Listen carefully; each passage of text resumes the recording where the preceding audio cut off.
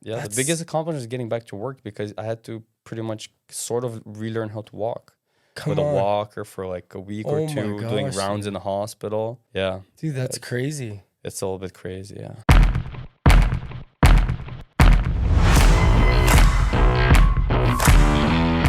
Welcome to the show, Yuri Zholob. Did I say that right? Yes, sir. Zholob. Excellent. I love that last name. It was tough. I know. So for all you viewers, I did practice that. That was not just the first time. That's good.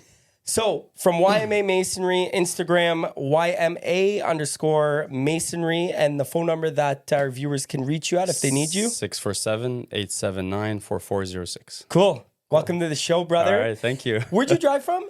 Mississauga. Mississauga. Yep. So thank you for making that drive out here because I know we're not that close, but yeah, it's good. It's 1 hour. Exactly. 401 westbound all the way, man. One Straight. exit. Yeah, that's it. So good. no, Good. it's awesome. It's really good to have you a part of the show. Yeah, thank you. As you're aware, the show we just recently launched not too long ago, so it's good to it's fresh. It's nice. Yeah, it is. It's very fresh, and we were working out some bugs with the equipment and things like that. It's all sorted out. So, regardless, it's been going very, very, very good. well. It's awesome. And It's nice. I'm so happy to have you as a supporter, along with all the rest of our supporters. But how long have you been in the trades for in masonry? So just in masonry since the beginning of 2018. 2018. So 6 years. Nice. Yeah.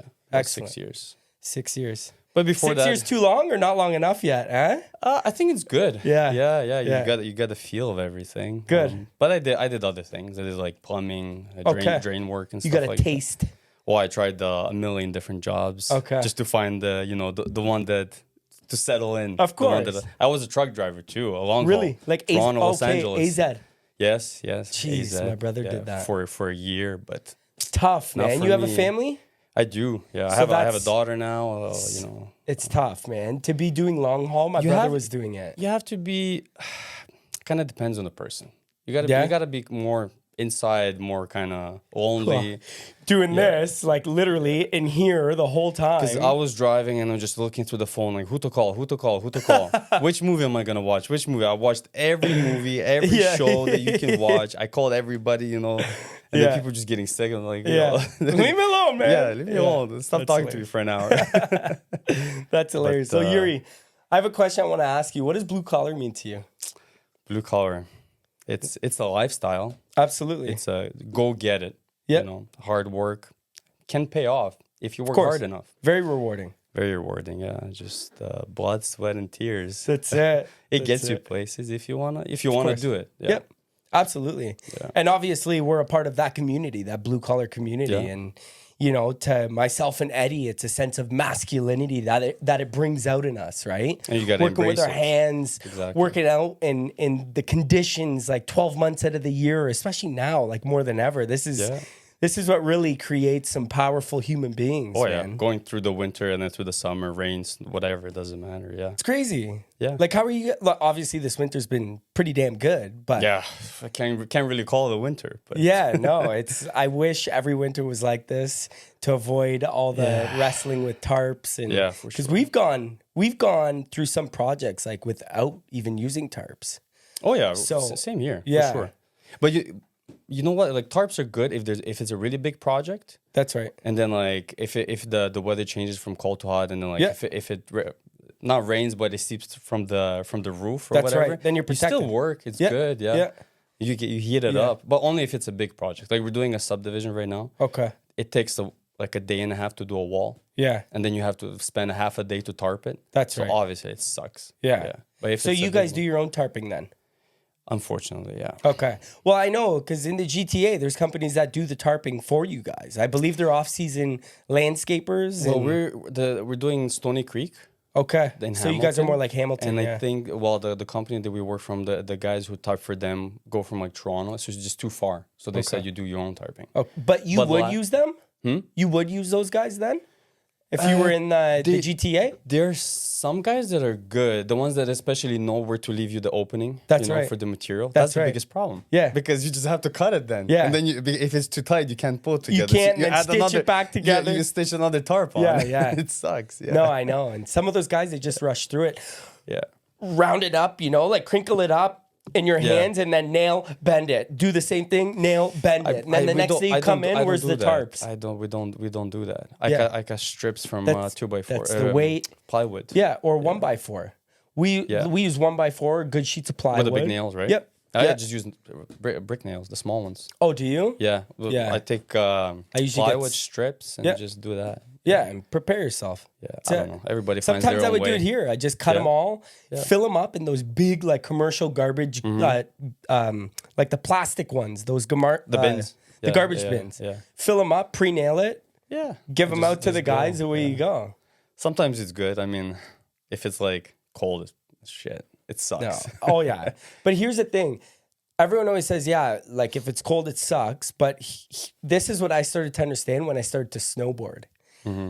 I love snowboarding so much. And I snowboard in the most frigid temperatures, but I'm not cold because I'm dressed prepared. Like I'm dressed appropriate. And you got to move. And you're Can't moving. stand around. Just don't stop moving. Dress accordingly, and you'll be fine, right? And prepare yourself when it comes to tarping, especially in cold weather. If you don't want to look for nails, like you're looking for nails, you're looking for plywood, you got to cut it all. But if you're prepared, well, we do the whole prep, good. like before we do. Good, because I see guys everybody does their own thing, cutting up the pieces or nailing the pieces, or bringing up the tarps or whatever. Yeah, because then we do different tarps for each wall. I bought the big ones, the 50-foot ones. Yeah. Dude, a windy day, you better hold on to that or you're Mary Poppins, you're gone. Yeah. But if it's between the houses, it doesn't really matter. Of course. They run through the whole 50-foot of the house, one tarp, just get it on, just whatever. Residential, man, it's a different world. Yeah, it's a different world. I do want to try commercial, though. Of course, man. Do. It's, I got one project here, not too far away in Kitchener. Oh, really? In the summer. Nice. Yeah, a couple plazas. Excellent. Yeah, we'll see. And that, once you start putting yourself on those bids and tender platforms, you can totally different scope of people. But you need the right guys to take on the commercial work because it's a completely different ball game as well. Yeah, you got to retrain you're like, if I'm gonna do it with my guys that I have right now, you got to retrain them like pretty much. Because it's not just tar paper or Tyvek and your typical galvanized bend your ties. It's very different. And the mesh, nobody uses the mesh. The mortar nets. In residential, you never touch it. But the proper way to do anything should. Every house should have it. It should be there. But I was they save a lot of money not doing that. Think about it. An entire 100 lots in a subdivision, they're not using mortar net. TWF, like the actual flexible through wall flashing, the yellow blue skin that goes on. Not the plastic, not 20 mil plastic. What the fuck does that do? And some tar. Yeah. I believe in doing it the right way, and I love commercial because of that. Like, what do you think? But have you seen the subdivisions nowadays? I know. Yeah, with tar paper. Yeah. With just... I don't like it. I got out of that game. Seams between the windows. I got out of that fucking game. Because maybe it's Cowboys and Indians too, man. Windows never line up. Windows are crooked. Walls are in or out. And then what are you doing all day? You're just cheating this, cheating that. Oh, yeah. So slices, hide them in for the parging and all that. You know how it is. Yeah, that's how it is. Sometimes you're dealing with correct me if I'm wrong, a brick ledge on the foundation that's only 2 inches. Oh, dude. You do like 2 or 3 steps to get out of that. Sometimes I just did that yesterday because the foundation bows, right? Yeah, it's crazy. Yeah, but you have to do it, and a ton of wall ties just to hold it together. Just to hold it. Yeah, tested it out for a day, see if it doesn't fall. Okay, good to go. It. Yeah, but I don't know. It's tough, man, and that's why once you really get into that commercial space, you're gonna see everything's different. Because they qualify. Yes. They qualify every trade. Not anybody can just be tackling commercial projects. You have to be a qualified trades company, whatever your sector you're in, whether it's electrical, HVAC, plumbing, masonry, whatever it is, you have to be qualified, especially if you want to work for the big boys, the big GCs. And then you have to give a list of 10 clients. They're going to call all these 10 clients, ask about you. They want to know that's why it's so hard to get into. What your portfolio looks like. How many commercial jobs have you already done? Like, what's your background like? How much equipment? How many men? Like, it's crazy. But they have what's new for me is the deadlines and the fines. The first time I heard about it, I'm like, what do you mean a fine? They're like, oh, if you don't complete it by this date, you get fined every day this amount of money. Fine or back charge, Or a back charge, yeah. So, which is but that's the thing is that's why they do their due diligence, and it's good that they do that. It's good that they do it's good they follow that process, Yuri, because then the entire job runs like a beautifully well-oiled machine. And it runs because I sub out work sometimes too. Of course. And then the guys, if they don't have something lined up, or if I don't have another work lined up for them because it's slow, like for example, right now, they'll stretch it out. Yeah. And they'll stretch it out, right? Yeah. And then the client calls and they're like, yo, what are you doing? Because they don't want to run out of work. Yeah. Yeah. So maybe that's what it's there for. Yeah. Yeah. No, it's, dude, keep doing what you're doing. Obviously, I started as a sub. I was never the primary masonry contractor. Everybody started. I don't even know how you would not start as a sub. Unless somebody gave you a fucking loan of like $1 million or some shit, and then you can. I started like my first project, like to be considered my own, was like straight through the builder, because the guy that I worked for, direct, he owed everybody money, disappeared, took a deposit from the builder. We were doing two houses. We're doing his own house, and then he had another project, I think, for somebody else that he was doing. And we were finishing up his house, and this project was supposed to get started, and this guy disappeared. And he's like, "Oh, somebody's got to do it." And I was there like, "I'll do it." You know, nobody. I looked around, nobody wants to do it. I'm like, "I'll do it." There you go. Tell me the price. And he told me like $4,000 or something. And I'm like, that doesn't seem a lot. How is the guy supposed to pay me? Supposed to pay? But I'll try it. Why not? I did it. Obviously, they didn't make any money on it. Obviously, who makes money when they first get into business, man? And then like through that work, because going to suppliers, trying to find out all these things, you meet people, because everybody's like so enjoy. Oh, what do you do? Oh, you work for yourself? Oh, nice. Blah, blah. And then I got into sub. Really, really cool guy, awesome guy. Fix it for you.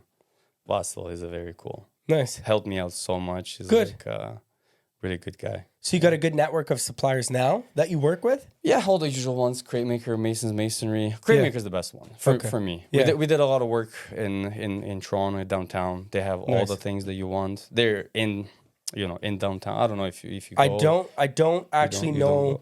I've never really heard of them. Obviously, because I'm KW, they're not up here. We have our dealers and suppliers that we work with here.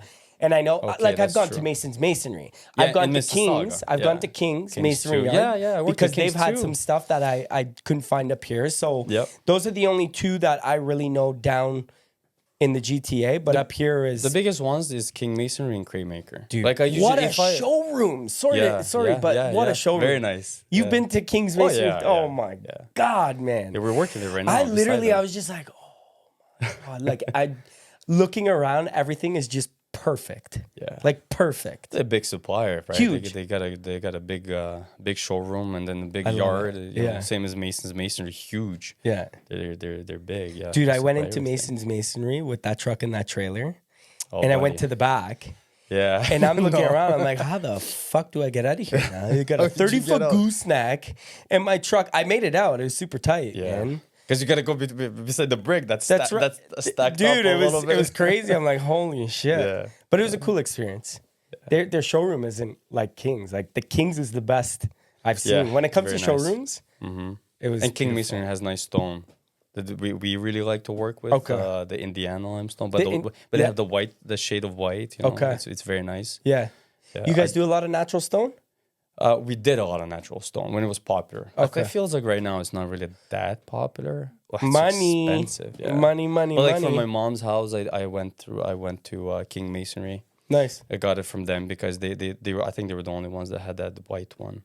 Crate Maker was just too far because they're like east side of Toronto. Okay. Yeah. Nice. But yeah, no, I don't. Natural stone. It's been a while. Mm-hmm. Yeah. So the carbide chisels have just been sitting for a little while. They're rusting away, like sitting in the back of the truck somewhere. Yeah. Yeah. I don't even think last year we did. Maybe in the beginning of the year and then summer. Okay. Yeah. Just it's a lot of brick. A lot of new brick too. It's getting hard now. Yeah. This is 1,000 different types of brick, and when you're doing a custom home, every house is a new product. Yeah, that you test out, you get used to it, and then you never see it again. No, that's right, eh? So you're dealing with a lot of obviously Premier Max, like Norman, Metric Mods. Norman, okay, Norman. Dude, the Norman's everywhere. Yeah, yeah. We're using that on a project in Guelph right now. We did one from it was supplied by King Masonry, but they were testing it out from Glengarry. It was like they make nice brick, glazed though. one. Yeah. Oh, Glengarry, I love their brick. Oh, it's so good to work with. Glazed though, eh? Glazed, doesn't suck up the moisture as quick as with silica sand. Yeah. So grainy sand. Can't do the tight joints. Have to be a little bit thicker. And we will sponge wash the whole house. Of course. We did one in Dundas, just outside of Hamilton, for a big custom builder out there. It looked beautiful though. Once it's all done, and after you wash the walls, whew. Well, we did when it was fresh. We didn't wash it after because because I was reading on a spec sheet that you can't. There's certain chemicals you can't wash it with. No, we don't use chemicals, man. Like NMD80 is the strongest one, or Venetrol, or whatever. We just give it a quick wash, just water, man. No, but no, if you take your time, obviously, and you don't have sloppy guys everywhere, then you shouldn't have to be using much chemicals when it comes to cleaning walls. I remember I was doing the test walls for that glazed brick, and I couldn't get the joints down. I went and bought like the plastic joints, the clear ones. Yep. I was trying with that. It didn't smooth it out. And then I took a sponge, wetted it, ran it through, and that's what made it the nicest. And that's how we what gave it a good finish. We would do like maybe 4 or 5 courses. Okay. Just fill up, pack the joints. Didn't really use the joiner too much. Yeah. And then just wet the sponge, go through it, almost like you're grounding tile. Yeah. And then, but we would do it a couple times until the water is clear in the sponge. Right? So it doesn't leave like stain marks. Yeah. So similar process. And haven't tried it again with that brick. That's it. Quoted a couple houses. Quoted a little bit higher because I knew the price now. That's a cool thing though, doing custom homes. Wouldn't you say, like being able to use all different types of product? I think it used not to be the cool. same product over and over and over. Like it used to be cool. Right. It used to be cool when there was a lot of stone involved. Okay. Right. When there was like, the tiger stripes, which is very hard stone, but like, oh man, you feel like a true mason when you're working with that. Yeah, thing. like a true artisan. You pound it with you have to get like a $300-$400 chisel just to chisel that corner because a normal one from like Home Depot is not gonna do the job. Yeah. Or like invest in your tools. Invest in your tools. Gotta invest in your tools for sure.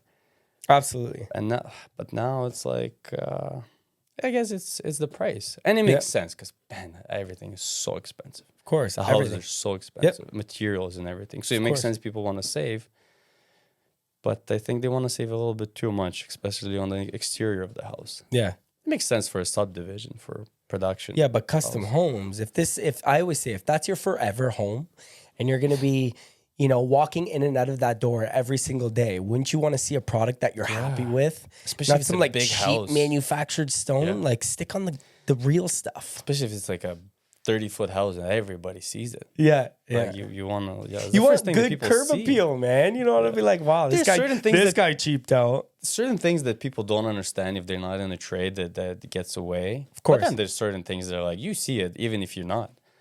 You kind of notice. Of course. Like, okay, that's shit. Yeah.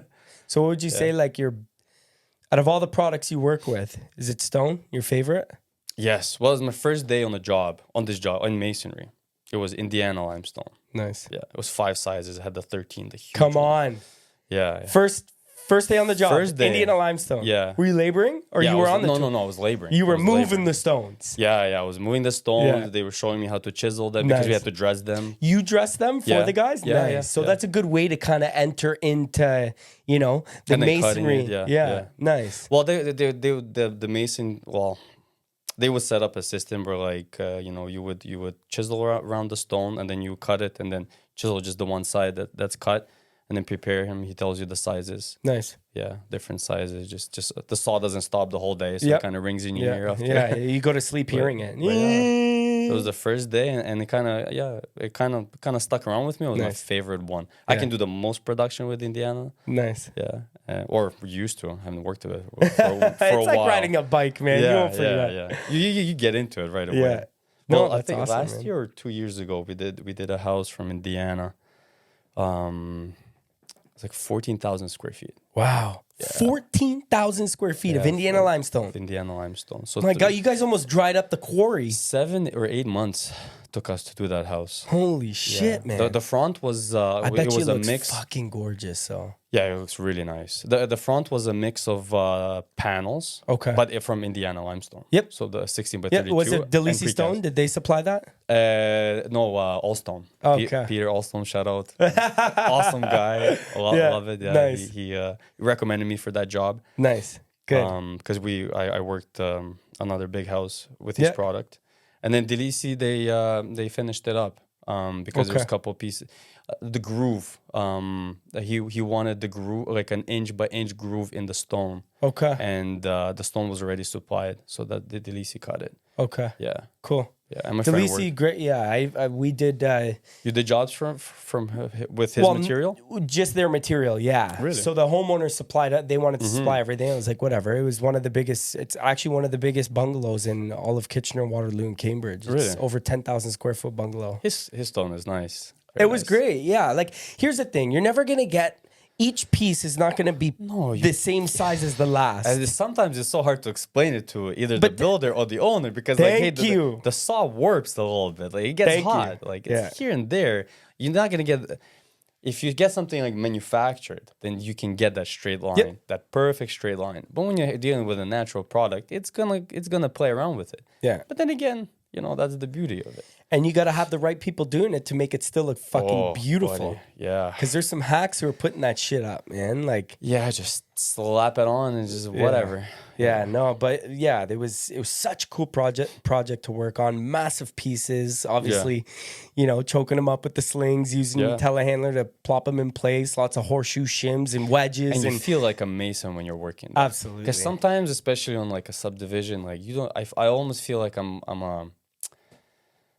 like in a factory. I was just gonna say that. Pumping it out, and you have to because it's production. The prices are different when you're provided volume.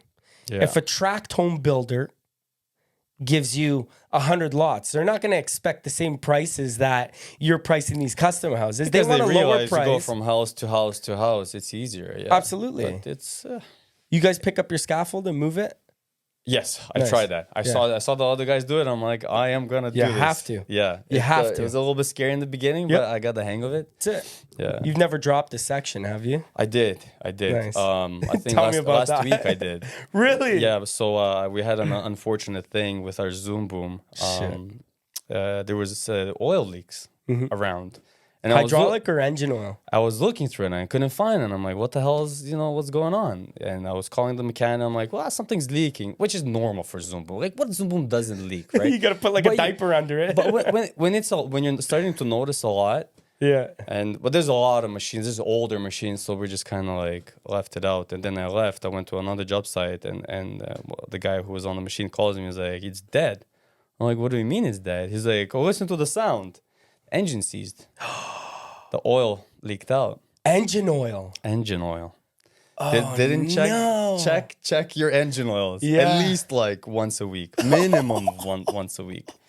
But no, dude, I'm sorry to hear that. I'm sorry to hear that. How Yuri. often do you check engine oil? I have a mechanic. Okay. I have modules on all my machines, and it tells them when it's time for service. Oh, okay. Yeah. Okay. Well, this machine I pay money for that, and it's a great investment. Why? Because it's it's not something like, oh my God, did we check the oil? Like, did we check hydraulic oil? Like, did we grease it? It's all taken care of by somebody else. It's too much to think about. You got so many things to think about. And that's where I always say, you got to have the right team, not just developed on the field, but on the back end. But how the often right does suppliers, the right mechanics, whenever he needs to. Yeah. Whenever he needs to. Well, if the machine is it has a module. It goes to his phone, and it sends him, boom, oil change, boom.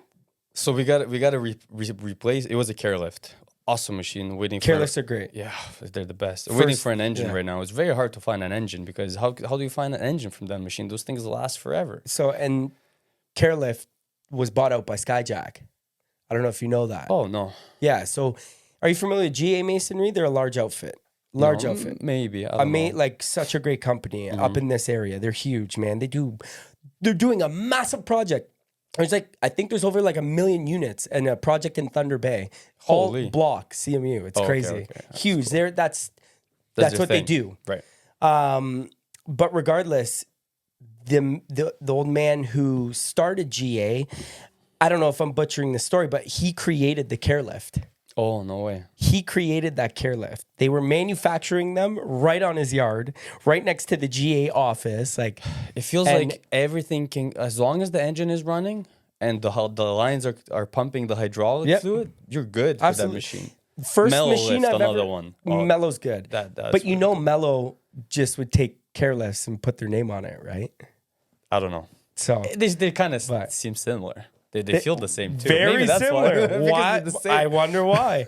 But still, they've got a good thing going. Yeah. Care lift, first machine I've ever operated, and that's my background. Like I come from operating scaffold. That I'm behind on the other side of the scaffold kind of guy. Yeah. But care lift, first machine I ever operated in, and I operated them for many years. Good. Man, they're solid. I think the reason why we like care lifts so much is they're so versatile. Mm-hmm. I got an Ingersoll right now. Ingersoll Rand, yeah. That's how I dropped the scaffolding because it didn't have the weight at the back. Oh. So on a fully extended boom, I was picking up a 3-section in between the houses. Picked it up like 2-3 feet. And with extension forks? No. Or from the middle frame? From the middle frame. Yeah, and just went with it. No. Yeah, it's not much, but like it feels a lot when you're in the cab. Of course. And I was like, well, wait a second, what happened? Head almost hits the windshield. And then the guys, well, there's no windshield. There's nothing. Right? It's an open cab. You know why? That's the best I got thing. my glasses, I got my thing there, and I'm freezing. That's the I'm trying best to do it as fast as I can. But the guys, another masonry crew that's beside me, they also have an Ingersoll, and they showed me they have a welded like a pack at the back. Oh, nice. For weight. Extra counterweight. Yeah, counterweight. Cool. Makes sense. And that's why I was so kind of, I wouldn't say careless, but I saw them do it no problem. Yeah. And I'm like, well, same machine, a little bit older, because they have the joystick, I have the levers, but still, I just went with it. See, new saying, don't be careless, get a care lift, okay? Yes. That's the new motto. A good slogan for them, no, that's awesome, man. And I could literally, I could go on about machinery. I'm trying, I heard on a podcast, I'm trying what you said about, because you said you do like organizing. Right? Mm-hmm. You're on the machine, scaffolding. Yeah, so I'm trying on the operations manager. Yeah, pretty much. That's my title. Because I was always on the wall, trying to pump it out, right? And, I get it. But you slow down because not everybody can especially with mortar and brick is whatever, but it's the scaffolding. And that's the thing. I learned this from my old boss. When I was down in Toronto, and he told me, because he loved being on the machine until he hired me. He didn't have to be. But he was always on the machine, and he's a great bricklayer. But he was always on the machine because he said, Tyler, that's when my eyes are everywhere. In the summer. Everywhere. What do you mean? Well, in the winter, tarps, you can't see it. Oh, that's right. That's true.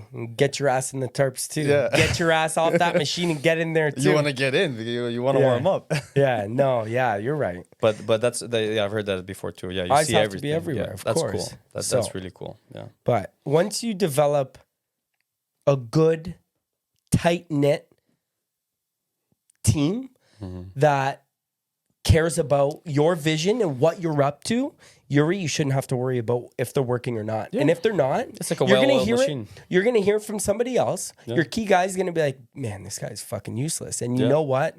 Don't ever keep poison around because one bad apple spoils the rest. Get rid of them. Don't be scared. I made the mistake of holding on to people, giving second chances, third chances, fourth chances, like fucking cats, 9 lives, some of these guys. But it's hard when you can't replace them though. That's the thing. You need to start developing different methods for hiring, even if it's somebody young, but make sure they're coachable and they're going to work right next to you, right under your wing, and you could teach them the world. Everybody that does their own thing, everybody learns their own way. But I think in our business, in construction in general, it's hard to find those kind of people. You have the turnaround. I don't know about you, but with me, the turnaround rate... The revolving door. It's crazy. Yeah. Because, usually construction attracts... I know. Interesting bunch of people. Some characters. Yeah, for sure. Yeah. Because it's high paying, right? And no resume, no school. It is so high paying. So of course, it attracts those people. Back in the day, maybe not really, man. But now, like, it's especially when you hear like different jobs and how much people make. Like like our industry is very good. We're gonna be making as much as doctors soon. Watch out. I think so. Yeah. Yeah. Well, it depends how it goes, but yeah. Tell me about your hiring process. Like, what's that look like? How do you do it? I stick with like a Ukrainian community mostly. Got it. Newspaper, and then like on Facebook ads. They still have newspapers? Yes, we do. Wow. Yeah. My wife used to work at the Ukrainian store, and they have it's a big newspaper because they have it's a transport company. Everybody uses them. Okay. Right? They're huge. I think they're the only one. And they have their own newspaper. Mm-hmm. And it's just kind of like, if you're throwing an ad, they're throwing it in the newspaper because, people go to church, the newspaper's right there. People from the church, the people go to the store, the newspaper's right there. Yeah. So everybody uses it. That's amazing. Yeah. I did Kijiji hires before too. Tough, eh? Yeah, I see a little grin on your face. Yeah, so Kijiji, actually the one guy still works for me. A really cool guy. He has a full-time job in landscaping. Cool. He's like a foreman there. He makes good money, but seasonal. And his company doesn't transition to like winter work that the landscaping companies usually do. Like snow plowing and shit like that, yeah. So he like goes out, finds jobs in the winter. So this year, I think is the third year he's with me. Find a way to just keep him full time, man. Well, no, if he's listening, it's impossible. With the pay that he's getting, he would have to be a very good mason because he's a foreman pretty much at the landscaping. So obviously, but it's always good to have a good leader. But a lot of masons, I don't know about you, but a lot of like our masons, they go away for the winter. Really? And the companies downsize a lot. Yeah. Really? Oh yeah. Huh. Even, like way back before where are they going? Back home. Well, now because of the war, it's different, right? But before COVID, winter you would lose pretty much everybody. So do you have a lot of Ukrainians that work for you? Like all of them. Okay. Except the Filipino guy. Got it. Yeah. Okay. I used to have like Canadian guys, like Canadian guys. Yeah. It was a crew. That got super weird. They left. Do tell. Really old guy too. Okay. He was a very how would I say it? He was the S&P 500 bricklayer, but on a custom home. Which is like, it's good for production if nobody notices. See the waves. And during the winter, he would work like 3 hours out of 10 because he would just sit in his car to warm up because he was like 75 or something. Oh, or 70. Shit. Yeah, he's then brittle. Another guy worked with him. Forgot the names. I'm not even going to say it. Yeah, that's okay. And then the laborer, like 3, 4, 5 weeks after they started working, is like, hey, so am I going to get paid? I'm like, what do you mean you're going to get paid? Because I paid to one guy and he gave it out because they were together. Almost like a crew. Yeah. But they worked with everybody, but like because they were brothers. I'm like, what do you mean? Yeah. And I talked to him. He's like, oh, we had some problems and I withheld money from him. I'm like, well, it's not your money to withhold. Yeah, yeah. Yeah, it's a little bit crazy. Shit. And then I sent them to Ottawa. I had a subdivision there. Pretty cool. They paid for room, food, accommodations. Food. Yeah, it was pretty cool. And then he like called me that his face burned off because the laborer knocked over a salamander in his face. Oh God. And then I called the laborer. I'm like, bro, like what happened? He's like, I don't know. They're working. So it just got weird. Like things were starting to get weird. So I was like, go.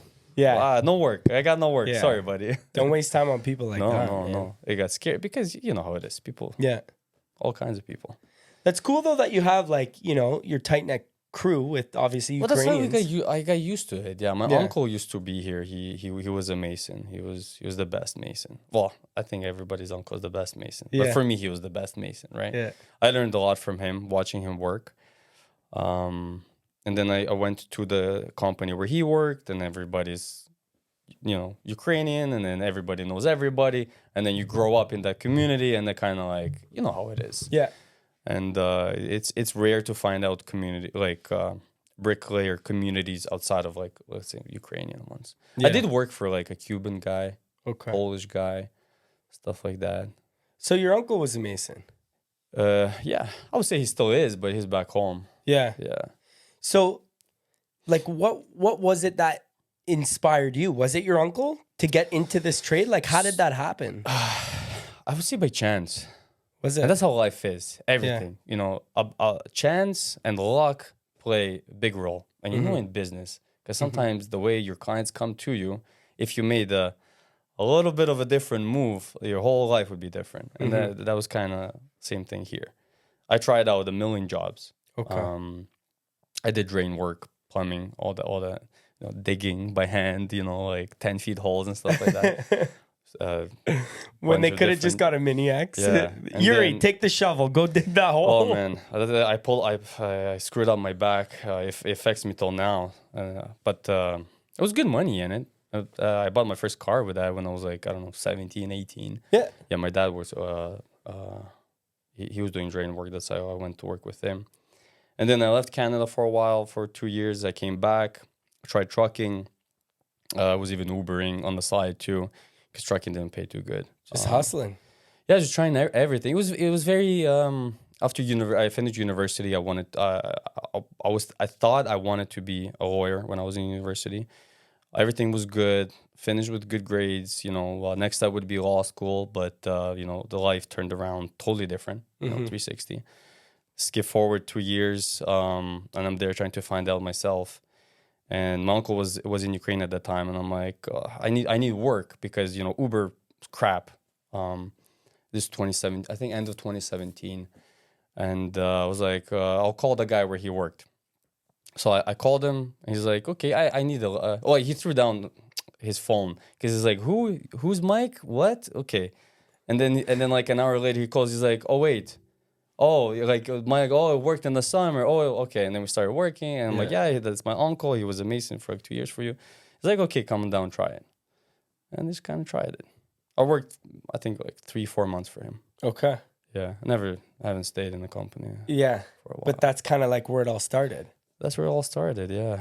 And then you're like, yeah, I love moving heavy shit. I was telling Eddie, I fell in with the older bunch of masons. Yep. Yeah, which is nice. This is a good seasoned, bro. They've learned a lot of shit and seen a lot of shit. Yeah. So those are great teachers. The problem is they feel I was telling Eddie before we started this, the problem is that like they feel like you're trying to steal their job. Like there's no masonry jobs out there, and if you become a mason, they're not gonna work. Yeah. Like, buddy, you're too old to work. Yeah. Yeah, and I found that back then it was tough to get the opportunity to become a mason, especially if you're a good laborer. Mm-hmm. They just want to keep you a laborer because then they're scared that you're going to become a mason, be very good, and be like, wait, I can do this. I want to try this, start my own business, take all their work, yada, yada, yada. It's just stories they create. A good laborer is very hard to let go. Yeah. That's for sure. But there's some companies that like, if you learn this, it's not good because then I got to pay you extra buck. If you learn this, don't go on a Zoom boom, don't ever try a Zoom boom. They're off your limits, And then you kind of hear around, they're like, because, you wouldn't want to raise your pay because you learn a Zoom boom, you're trying to become an operator. That's operator makes a lot of money, right? Yeah. Not on a custom home though, because an operator on a commercial or subdivision, whatever, it's totally different. Mm-hmm. It's actual could be like a career point, like a forklift operator. On a custom home, it's a little bit different. You're a do-it-all. Right. Everything. Yeah. So you have to know how to chisel. You have to mix. Forklift. Yeah. You're a mason tender on the scaffold. You're operating the machine. Yeah. Everything other than putting units on the wall, but you're joining all that shit. Yeah. And I was always trying this, trying that, and time goes by. Eventually, something falls in you, and you try this and that. It's like, oh no, this no. And I'm like, okay, you gotta raise the payload because now I know this. Yeah. Your value. It's all about value. Every dollar you make or every dollar you earn is because of the value that you bring any company. And just with your guys, your employees, I'm sure your high valued members are being compensated correctly. No? Yes, I was about to say that. Yeah, if they do good production, if they make good money for the company, and then there's money to spare. There you go, round out the pay a little bit, giving them something extra. Yeah, some bonuses, some incentives. Yeah, why not? Make them happy. It's very hard to keep people in such a labor-intensive business. because sometimes the work, it gets so hard. Well, sometimes it's intentional because sometimes you got to push. That's right. And sometimes it's unintentional for like when you do like really heavy precast panels. Precast installs, Yeah, it's like, so some stuff that we've done, man, it's just gigantic things, right? And it's really hard to do. Of course. And, everybody kind of like gives it all their God, and like you're at the point where you want to give up. But then, you take a rest, you reset. Yeah. It's good. Absolutely. And that's why I always say too, because there's always new equipment coming out. There's always new tools we can implement. So if you can invest in much better equipment, much better tools and things that we can bring, to the table for these guys to use and make their job easier, then the longevity of the employee is much higher. And you're going to keep them because they're like, wow, like he's got really cool equipment. Like he's making our lives easier.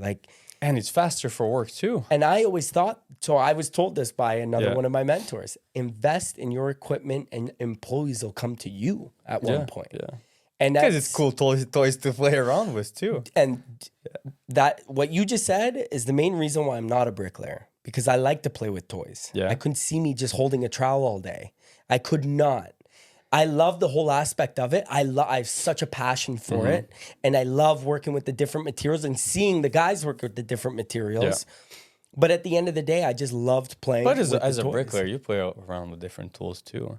Like when I started, like when I was working for this company, we had nothing. I cut mortar boards with a concrete saw. Mm-hmm. And and it's just, I know. You know what I mean, those kind of things. And like I think a month in, I bought a whole set. Drills, sawzall, skill saw, cordless, everything. I'm like, bro, I'm not, even breathing yet the burnt wood. It stinks, I had to cut Your blades are all black. We were doing like a mid bend, and it was supposed to sit lower, and we had to cut off like a slice of a roof above the garage. Okay. And I did with a concrete saw. Wow. And I was like, that's it. Facebook or Kijiji, I forgot what I used back then. I found it. Bought it. I still have it. I think 2 pieces are still left. Milwaukee.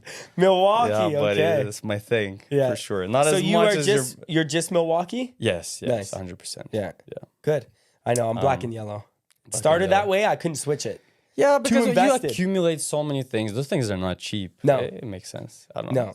Pretty much the same thing in the end of the day. Man, as long as the tool does the job. Like right now, like I think like, I don't know, if we're doing a job and I have 3 masons, then each mason is going to have their own separate, an impact and a hammer. Yeah. It's so much easier than passing it around. Of course. Yeah.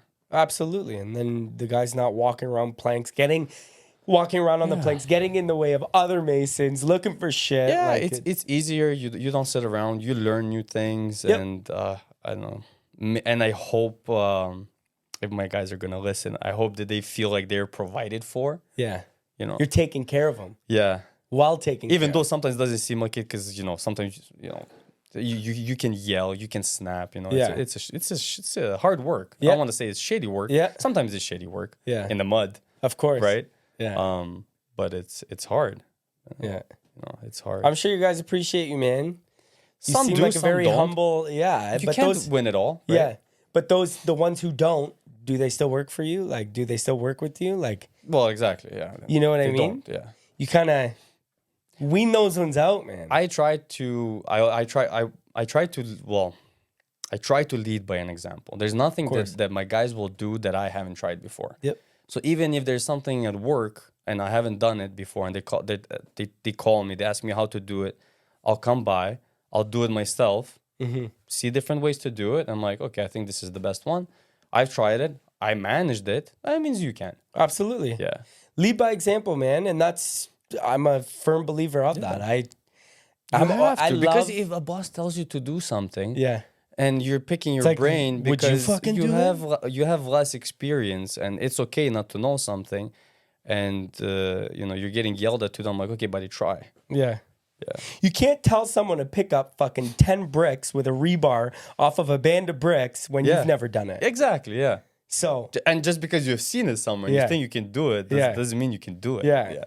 No, yeah, I'm definitely a firm believer. Every time I go on sites and I do put some work in, But that's just the way I'm built too, is I just hard work. I love it. And I'm always trying to be better than the day before with anything that I do in life, in family. And you're always trying to find easier ways to do the harder work too. Is because you can get a lot of health issues with your, with this work. Of course. Well, construction in general, not just dust. our work. The dust, yes. So what do you guys do? But do you have any dust control systems, or are you guys just mask? Feel it, just breathe it. But no, trust me, man. I know many years I wouldn't even bother looking for a mask. I made millions of cuts, never wore a mask, and I know that affects the lungs. I know what it does. Yeah. So now moving forward, I try and provide. Like I buy my guys their first good mask. With the cartridges, I'll buy their first one, but they buy their cartridges after. You know what I mean? Those are things I do because, again, my employer, my boss appreciates me. Do they use it? Absolutely. Yeah. Well, here's the thing, because I have a bunch of those lying in my truck. But here's the thing: do you have a lot of older guys who are hard-headed? And I was like, screw that, I'm not using that. I have two, yeah. Obviously, they're not gonna do it. They'll stand around on a plank trying to balance it out. Doing the I got a lot of young guys, man. And here's the thing: what you do with those custom jobs, safety and PPE and the protocol is very different. Nope, none of it. Yeah, on all the jobs I do, very strict. Well, extremely strict. I try. Since last year, safety, I will sacrifice I won't, well, I'm not going to say I'm going to sacrifice production because I'll just jump on the wall and I'll just try to smash it out to catch it up. But safety, yes, is very, very important. Especially I fell down from scaffolding before. From how high? Not high. First frame, 8 feet, twice in one day. 2 times? 2 times, yes. There better not be a third time coming. Oh, no, but it was in one day. Jeez. One day, it was one corner and then the next corner. And then the next corner, I took out a frame from underneath the planks. And you forgot? And then I saw somebody come up to it and I went to tell them not to go on and you went? Yeah. It wasn't bad because it was 5 planks kind of going with me at the same time. So it was just kind of I can relate. I did the exact same thing, rushing. I needed the one frame. Man. I needed just one frame. So I popped it out. So the planks are like this. Yeah. Then I'm up there doing shit, whatever I was doing, rushing, and then I go to walk this way. Because you're always used to it. Yeah, I rolled them all down. Yeah. All of them. And then another one, I caught myself on the brace, which was pretty painful. Oof. Yeah. And then my friend did the same thing 10 minutes after too. We never had a full section of planks. That was the problem. Back on my first job. The bottom planks get moved up and you're using an 8-footer just to balance out to put the 16-footers up. Yeah. And they kind of all went up. And then they all went down as you're going down. Yeah. Yeah. But no. A lot of work, man. But that's, you do whatever is necessary to start, right? Yeah. I had a bit of an incident last year. And since then, I've been very I wouldn't say paranoid about safety, but if there's a way to improve it, let's do it. Let's do it. I'll invest a little bit into it. Yep. Because you never know. That's right. Yeah.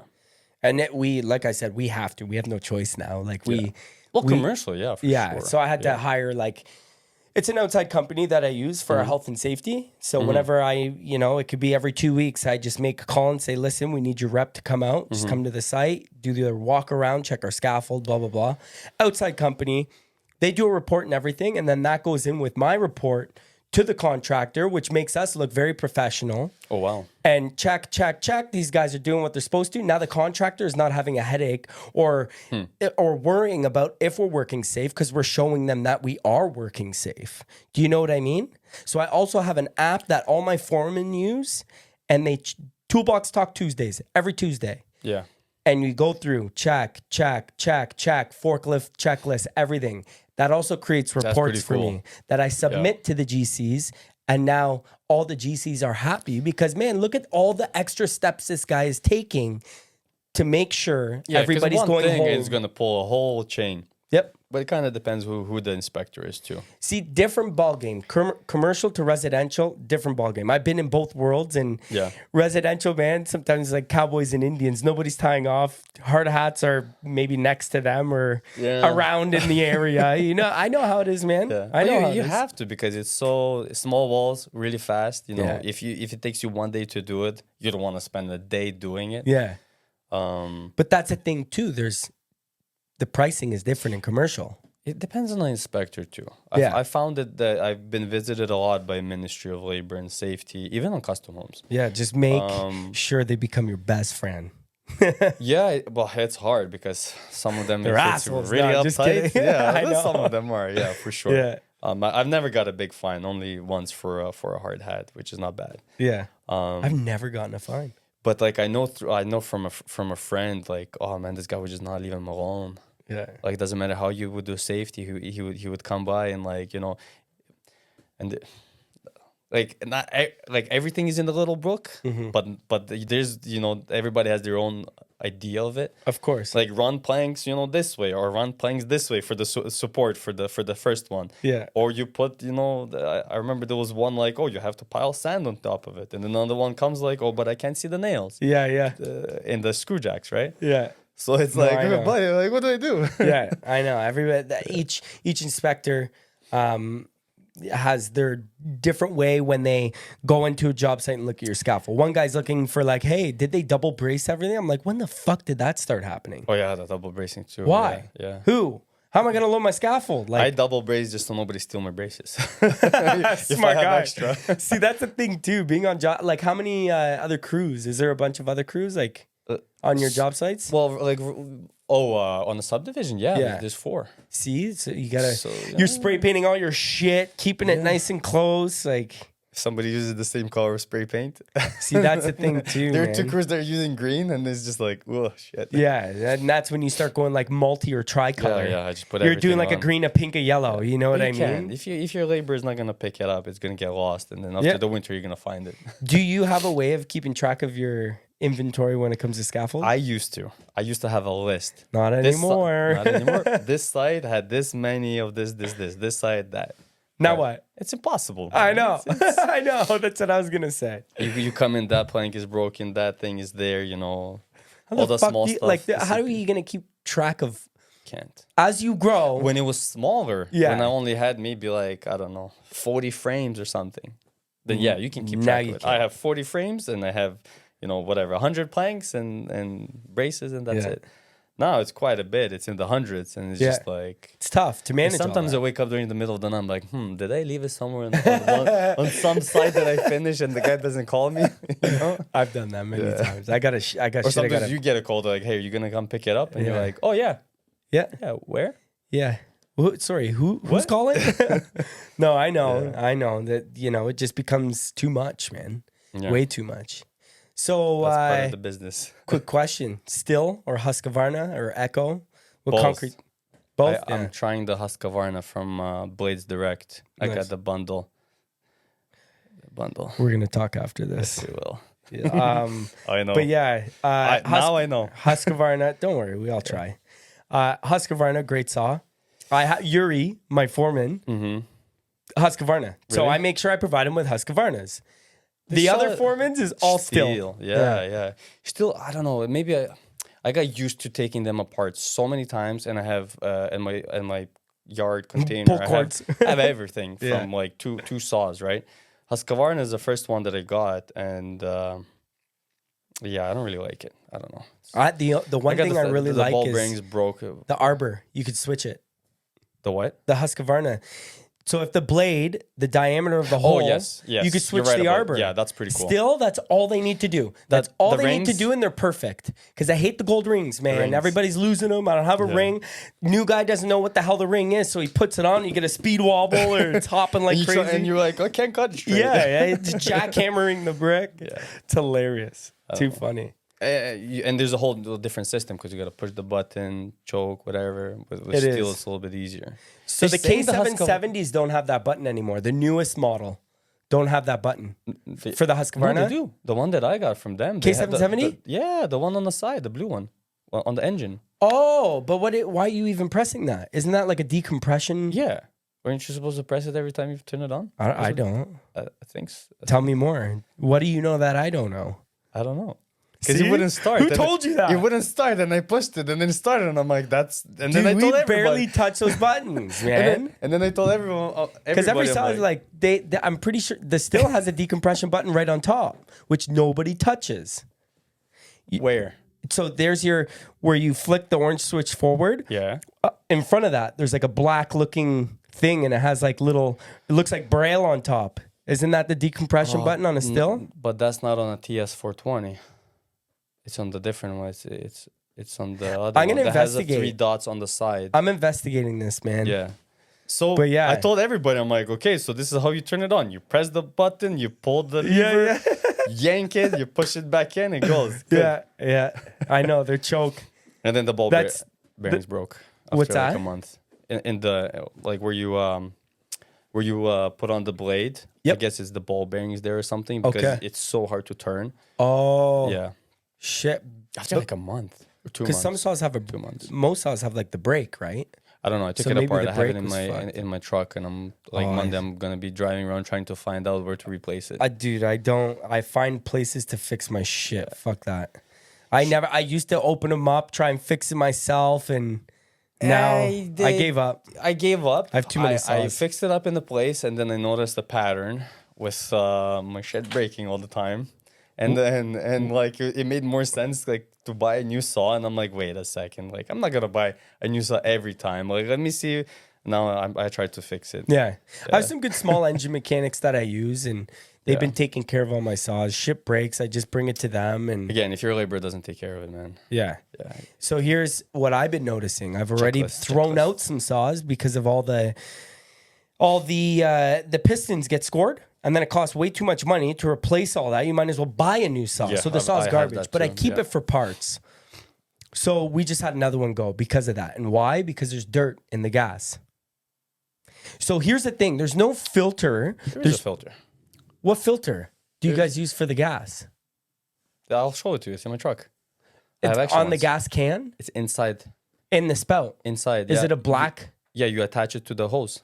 Okay. I want to see it. Yeah, you have to fish it out to pull it out. Yeah. Maybe disconnected. That's And why. It's very easy to what's come the out. filter like? It's mesh. Okay, but There's no way dirt is gonna get through it. no way, not even the smallest particle of dirt can get. Okay, well, obviously, I think the smallest. Well, it's Like it's that's tighter than this. Okay. Which is not bad, but still, there's some small pieces that go in there, and that's all it takes to fuck your piston. Then what do you do? So have you seen? Construction site. There's ones that are Have you ever charcoal, looked inside of your jerry can? like a charcoal filter. Yeah, that's what I'm saying. There's got to be a better way because there's too much shit going in all these jerry cans, which is not good for your diesel if you're using diesel jerry cans for your diesel. Yeah. Not good for your mixers. Not good for your saws. If you keep continuously dumping dirt. But what about in the there. mixers? Same thing. You have the mesh thing. Yes. And then Some you of the take it out mixers have a to, shitty and mesh then you one. take it out to pour it in quicker. I know. That's the thing. But like the ones that are really tight, really tight mesh, like those are really good. I don't know. But You there's should check the charcoal. saw. Maybe that thing fell out. There's charcoal. The only time my piston burned out is when they used it without mixing the fuel. Oh, of course. The whole day they ran it right into the ground. Ooh, Yeah. yeah, definitely. I went to the mechanic. Got to put the blue juice in there. Yeah, even I bought it. Yeah. Like if you don't like whatever, just put a Need little some bit, at sort of least oil in there. Something. Yeah. Yeah, no doubt. That's funny. Yeah. So you have one crew yourself going right now, and then some subs, or Yeah, I got 2 subs, Yeah. two crews. They're subcontracting, and there's 10 of us. nice. So yeah, we usually split between 2 houses. Good. Yeah, and then I just try to run back and forth. Nice. With this subdivision, like it's so much better to even have 10 guys on, because Manage it easier. Yeah, it's easier Everyone's to manage together. and smash these houses. Yeah. And then when everybody does their own thing, the masons are on the wall. You can do both sides at the Yeah. same time. With like Nice. I don't even know 7 masons, you can do it pretty much on a Perfect. house. So do you have but right 2 now we're machines split. for each crew then? Care lifts? No, one. One machine? Yeah. Oh, One but machine. you guys are all on one site right now, so that's not bad. Yeah. But We what if got you guys access. split up though? Well, then yeah. I got Rent, or? No, I rented out. Okay. Rented out from America. Best guy ever. Who's that? Where's he at? Afix. equipment. Oh, he's in Etobicoke. See, you're in a different world. You're in the GTA, man. That's a whole other world, he's dude. Portuguese, so I think with a name like America, definitely Portugal. Everybody knows him. I got introduced to him in the very beginning, and they stuck around with him. Good. He's the nicest guy ever. Perfect. Will help you out. Gives you so many things sometimes. He even helped me out a couple of weeks ago. I poured diesel into hydraulic fluid in a Zoom boom. Oh, I got a funny story after this. But that because it's always a repetition. Your diesel tank. That's an easy mistake, though. Your diesel tank on the carry lift or even Ingersoll, whatever JLG is always on the left. Man. Always on the left. But they're always like diesel and hydraulic. But on the left. And on the right is your hydraulic fluid, which on America's machines they're usually locked in. Yeah, with like a welded thing or with a lock, right? Because so nobody does it. And then because the engine seized on this one, I was borrowing my friends with the other crew, and they have a old Omega.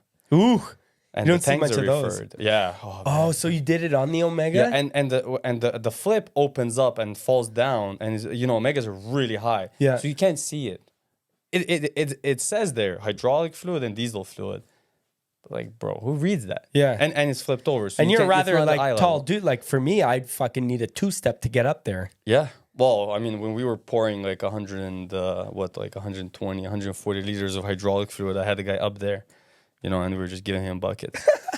Yeah. And then Mirko helped me out. Yeah, he gave me the pump, he gave me all the stuff, told me what to do on the phone, always with me. Nice. Perfect. Yeah.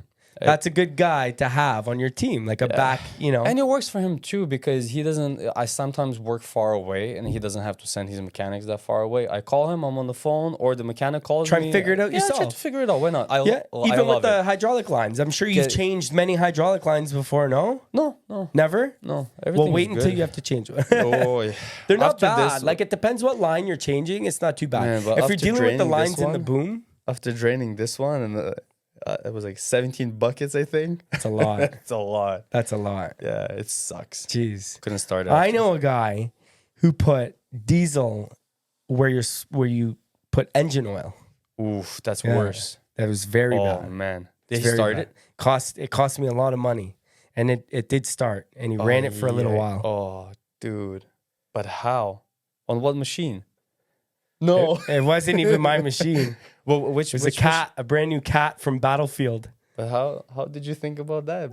How? He wasn't thinking, man. He wasn't thinking. Yeah, this kind of job, there's a lot of things to, creative ways to fuck up. Shit happens, man. Shit happens. I get it. And it is what it is. But now it's a fucking funny story. That's all that's left. It's expensive funny story, but it's like, it's hard. It's hard. Yeah. Yeah. My mechanic laughed. We all laughed. It was a good laugh. And now we're laughing. Dude, it's a great story. It's so common because the guy has... Every Zoom boom that I've rented from him, every hydraulic fluid is locked. Because he knows it's happening. Yeah. And I remember pouring the diesel, and I got my last can in. I think I put 3. And I'm like, I don't smell too much of diesel. Why do I smell oil? Like, what's going on? And then because it's standing free, and I'm just chilling. I'm looking at it, and I open up the tank, the one beside it, and I see the filter, the mesh, and I shook a little bit. And then I stood up, I looked over, and it says diesel fuel. And I'm like, oh, you gotta be kidding. This is your buddy's machine? My buddy's machine. It wasn't even your machine? Nope. Shit. Yeah. We were lucky it was cold and they weren't working, and we had the tarp sub. It was one of those, like I think it was like a week or 2 weeks ago, like transition period where it was like getting from the really good weather into the cold one. So we kind of tarped ahead. They didn't, so they stayed away. Okay. So we got lucky nobody was working. Well, yeah, that would have impacted both of you. Broken. Yeah, that would have impacted both of you. Yeah. But kudos to you for fixing it and obviously getting that shit sorted out before they came back. I do have and kudos to Americo for helping. Yeah, no, a great guy. Yeah. I love it working with him. He's just a super nice guy. You know? Well, nice things happen to nice Europeans, guys, man. Gotta love them, right? Gotta love them. It's such a tight industry. Like, you can't, like, sometimes you get undercuts. Sometimes, well, undercutting is okay. It's business. But when people call safety on you because it's competition or whatever, I don't understand that. Like, man, I've never had that. Like, you're in the same. You know, I'm gonna have to help you out one day. Maybe we'll be on the same side, and That's your right. Zoom boom breaks. That's right. What happens then? So that's, you know, Or when former employees who have their own companies undercutting your builders. Yeah, bastards, buddy. Yes. Sometimes that I don't understand because you need friends in this business. Of course, you can't survive. Of course, it's any business, Yuri. It's all about building relationships. Doesn't matter service, product. You have to build relationships. You can't do it solo. No, you can run the business solo. Yep. Like small business. But you need a team. You need, and it's just not your employees. Yeah. It's everybody, accountants, you know, it's your mechanic, it's your suppliers. Dude, the list goes on. And you need other companies as well. You know, help each other out. Like you're tied with work or you're tied for people, you know, or you have a work, but you know, something happened that you can't fit everybody on work. That's right. Because you know, scheduling this, I don't know, you have a big company. How the fuck do you schedule? How do you do it? You just do it, right? You just do it. Yeah. Just do it. Man, I live life by That's the blue collar lifestyle. Nike you just slogan. do it. Nike slogan. Yes. Best slogan of life. Yeah. They work in construction. Everything I do is I think about that. The hat too. Just do it. Just do it. The guy probably Next worked sponsor, in construction. Nike, coming at you. Yeah, for sure. No, but seriously, just do it.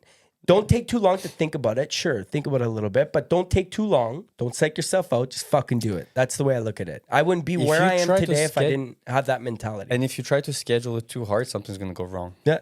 Don't overthink shit. Yeah. And dude, sometimes you make the perfect schedule. I'm gonna put guys here, house there, boom, boom, boom. I got a deposit there. Oh, and then you know.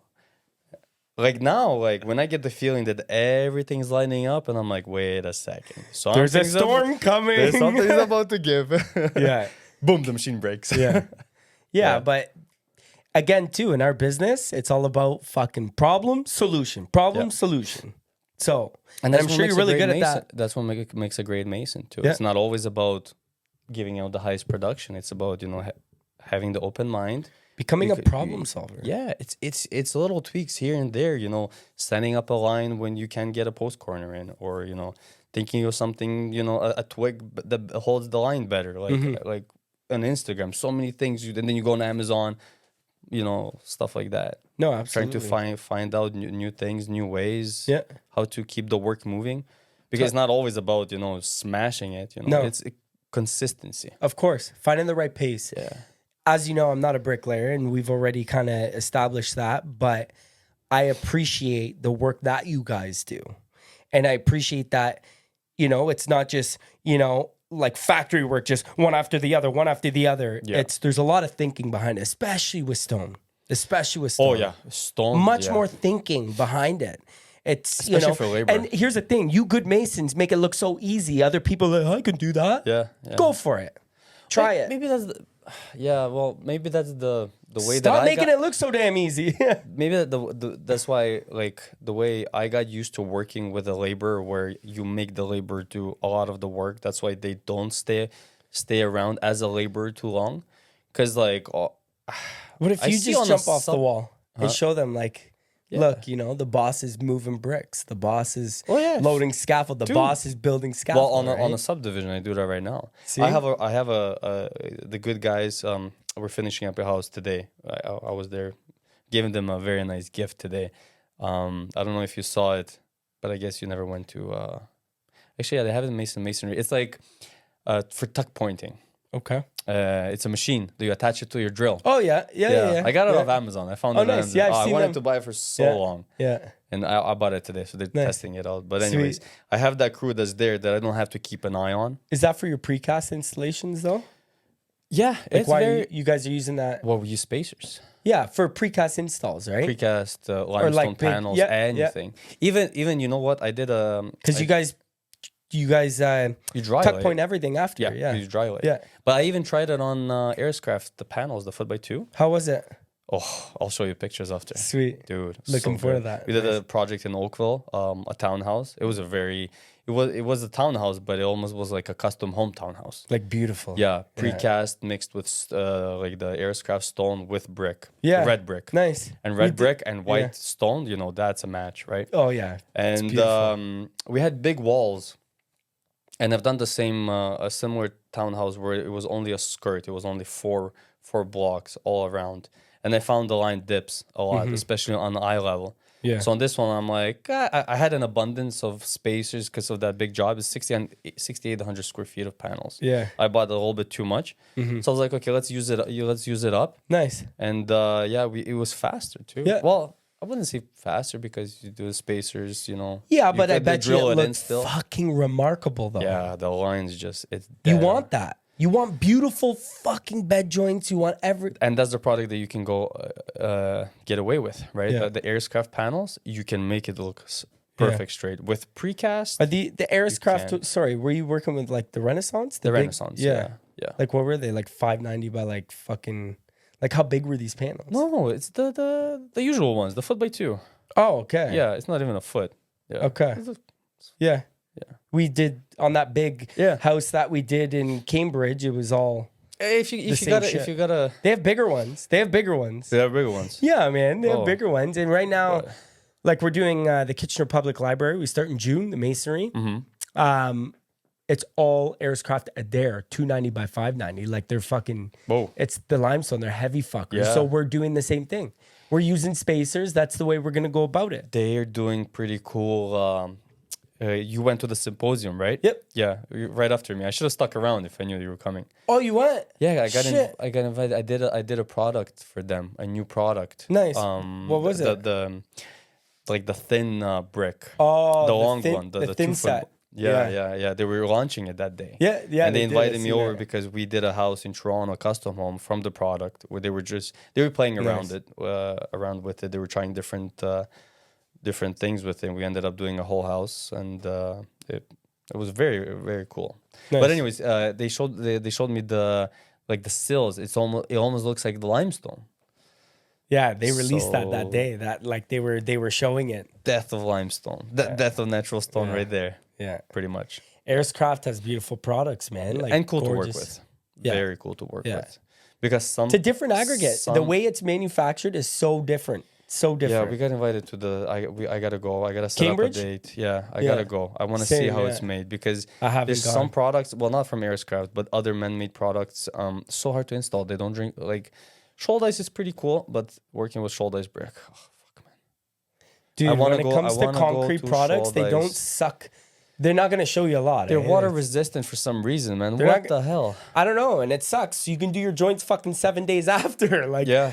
Then you can't lay a lot. No, because then what happens? Walls start moving and dancing.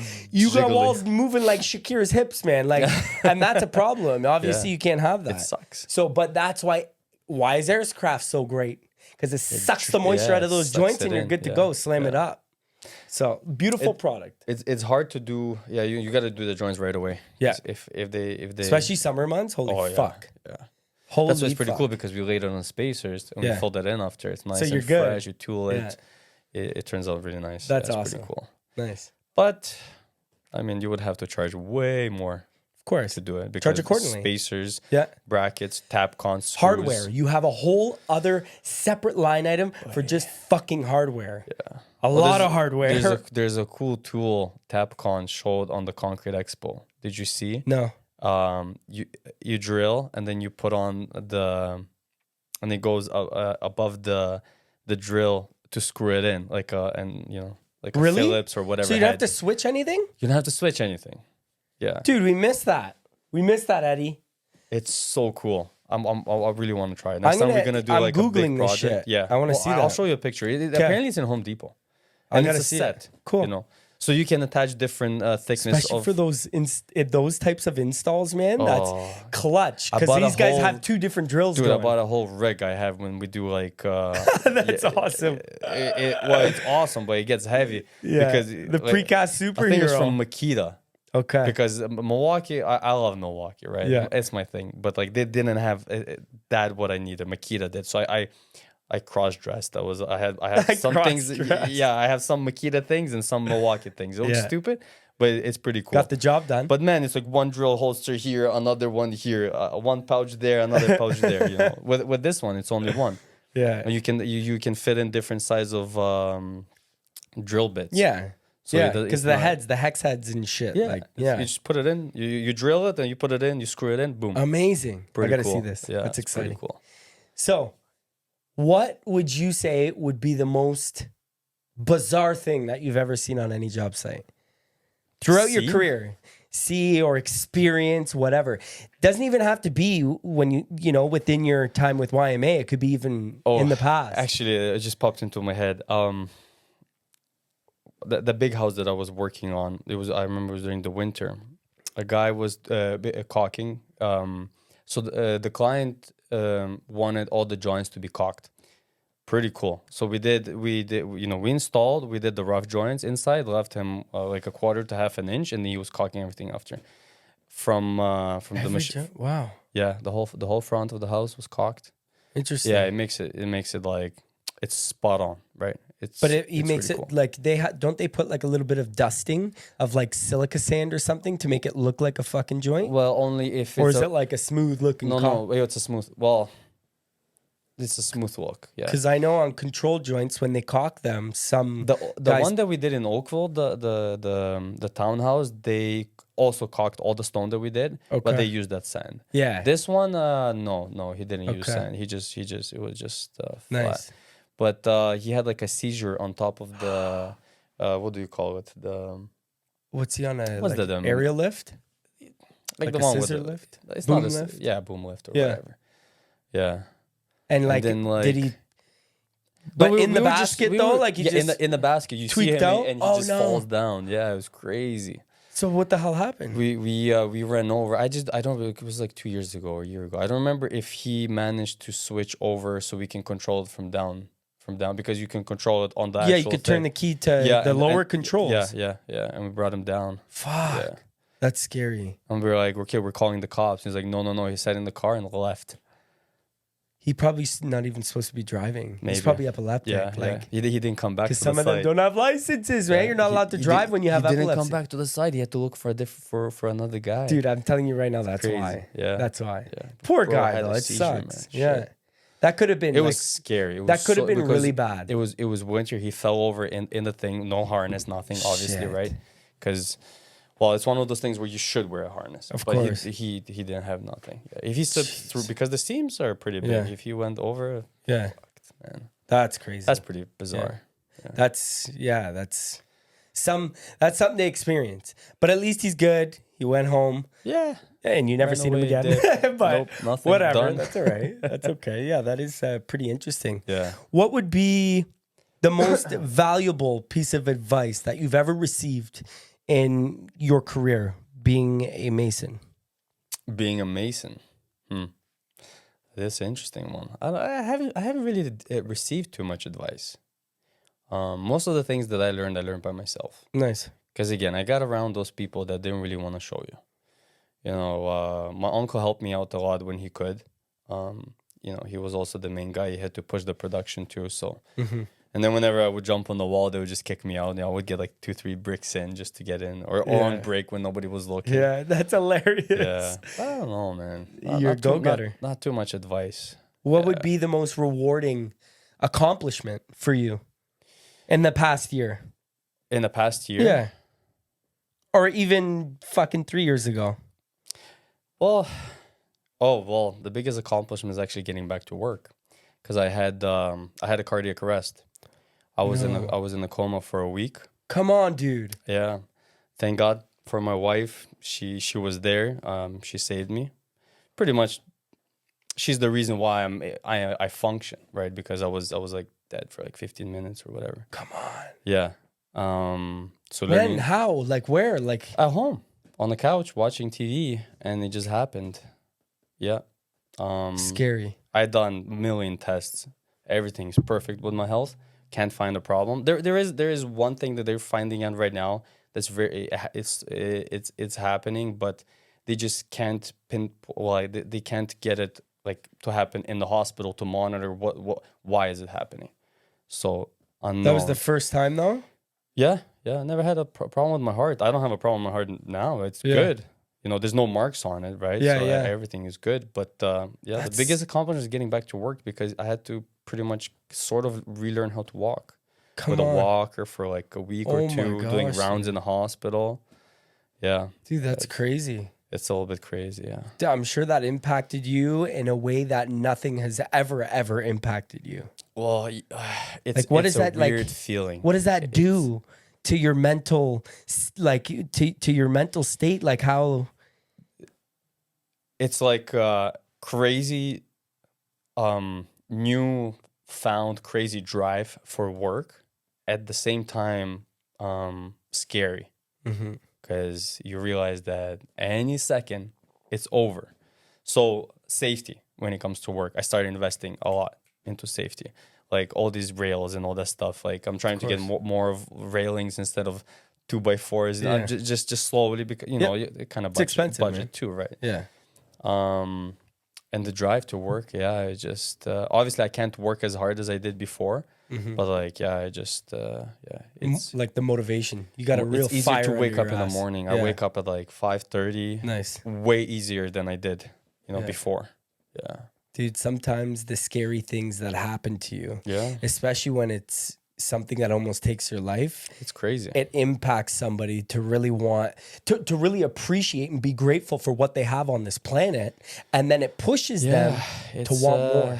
It's scary, because you just I don't know, you just see black and that's it. That's scary. Wild, man. You gotta make the most of it. I'm glad you're here, dude. It's hard to make the most of it when you spend most of the time at work. That's right. But when you have a family, can't be selfish too. No, you can't go around traveling the world right now. Because like, I want to see everything. I don't. But you're busy on the grind right now. You're busy on the grind. You're doing this for you, your family. Like this is what's obviously putting food on the table. Guys sometimes feel it at work too, because it's like, it's go. But you gotta do it. That's it. Just do it, man. That's it. Just do it, baby. Be a man. Be a man. I love that. Yeah. So if you could be anywhere on this wonderful planet that we live on right now, where would you be? Back home. Back home. Yeah, I figured you were going to say that. In the mountains. Nice. Beautiful. Is that like where all around? You're like, are you from like the mountains in Ukraine? Yeah, Western Ukraine. Nice. Yeah, Western Ukraine. Must up be in the mountains. Gorgeous, oh, yeah, it is. Yeah. Must be gorgeous. Yeah, especially awesome. Where my wife's house, it's sort of on the top, and then you can see the whole villa. It's just beautiful. The dream would be just to teleport there and build a house. Yeah. But like from masonry. Yeah. Like a full thing from masonry, not just like framework. Of course. You guys have a lot of masonry there? Oh, yeah. There's a lot of Ukrainian masons, man. Well, most of it's masonry. But is it like, do you guys use block and brick? Yeah. Like what products are used out there? Both? Block and brick? Yeah, they do. What's the block look like out there? Same here? Concrete? Or is it clay? There's so many different... Like they don't have those kind of blocks here that they do back home. They do have cinder blocks. Because in Portugal, same thing. For weight, right? Because these can handle weight. But they have different blocks that go in between the units. Cool. They have blocks that are... what do you call it? Like soundproof or whatever. Cool. So they do it in between the walls, right? Yep. And they do the whole thing from brick. A lot of plaster after once they're done those walls. Lots of plaster. Yeah, I remember I wanted to buy. Can you parge? I cannot parge. No, I no hate parging, man. I hate parging. I hate caulking. Yeah, it's just not my thing. Yeah, painting, nope. Yeah, nope. I hear you. Nope. I'm with you. I'm with you. Yeah. So Yuri, the main reason why we've created this podcast, why we've built this studio, and it's essentially to really help the younger demographic understand that the blue collar community, the network itself, construction is very rewarding, and it's not like some people make it out to be, and that's why we're doing this, and that's why we're bringing like-minded individuals like yourself on this show to inspire the younger guys and girls to come and join us in this community of it's hardworking people, and just like you mentioned at the beginning, it's without us, nothing. Yeah, nothing gets done. None of our nothing gets done, right? So what could you tell the viewers who are watching if they're unsure, to step into this field of work or office work, but they really want to get into something like this, but they're being told to go somewhere else? You know what I mean? Like, what could you say? What can you do to inspire somebody? As you're saying that, it brings me back to a school where they used to tell you, well, you're my age, right? 32, 33, 33, right? yeah. Like back when we were in high school or whatever, you have to study, you have to go to university, or else you're going to end up in construction. Well, I went through college, I went to university, I ended up on construction, and I had good marks. But I enjoyed this. There it is. I enjoy this way more. It is hard. It is sometimes you snap, you yell, you boil up. It's a physical work. But when you do something really cool, you get the enjoyment end of the day. You make good money. And as the world progresses, it's getting easier to work hard, right? Yep. You don't have to break your back, your body every day, all day. There are things that you can mitigate, right? Yeah, we live in an innovative world. Yeah. I understand back in the day, where maybe it was considered like a lower class job. But man, if you see all the old work, like there's no way the dumb people did that. No. There's no way. Look at those cathedrals. Yeah, cathedral. Gorgeous. Yeah. Gorgeous. There's no way a guy who failed, even if he failed in high school, who gives a shit? Yeah. Yeah, he built that. Like that. Dude, those are artists. The smartest professor's not going to do that. Yeah, no doubt. No doubt. Yeah. Dude. It's not bad. I love that though. Yeah. I love that. And just because if you're bad in one thing doesn't mean that's right. That's it. Yeah. Look at you. You said you tried different trades, right? Yeah. You try until you find it. Yeah. Gotta look for it. We have especially here we have it's available to us to try different things. Yep. It's good if you have parents that can support you. Of course. Especially financially. Yeah. But even then, yeah. But like, hey, just find being a laborer in masonry. Pays pretty much way better than some of the career jobs. Absolutely. Bank teller. I remember I got compared to. Look, he's working in a bank, and I'm like, yo, do you know how much they make in a bank at the front desk? Yeah. Like being a teller, like half of what my laborer makes. Yeah, it's fucking poverty. That doesn't mean anything. Yeah, I think the manager makes less than my masons. Yeah, our masons, right? That's right. That's right. Pretty much way less. Yeah, man. Yeah. Or if you do piecework, then like, Yeah. No, you're absolutely right, man. So there you have it. Like obviously, we are in a very rewarding industry, and you guys heard it from Yuri himself. It can be very rewarding. And regardless, I know it was tough back then, but now we have a lot of newer equipment being developed, more innovative things being introduced to make our lives easier. And custom homes is one of those things that the machines are not going to replace. Yeah. Because the things that you have to crawl into to finish out some kind of masonry, there's no way a robot's going to replace you. Like definitely. The ones that lay like the factories on YouTube. Yeah. I've seen those. Still so far away from that, buddy. No, that's not gonna not gonna happen. And it is a dying trade. I think masonry is like one of the top dying trades right now, and not enough are coming in to replenish it. So whoever's thinking about entering the trades, and masonry might be something you want to do, don't be scared. Jump into it and just do it. Yeah. Just do it. Just do it. That was a sick episode, bro. Thank you, man. That was dope.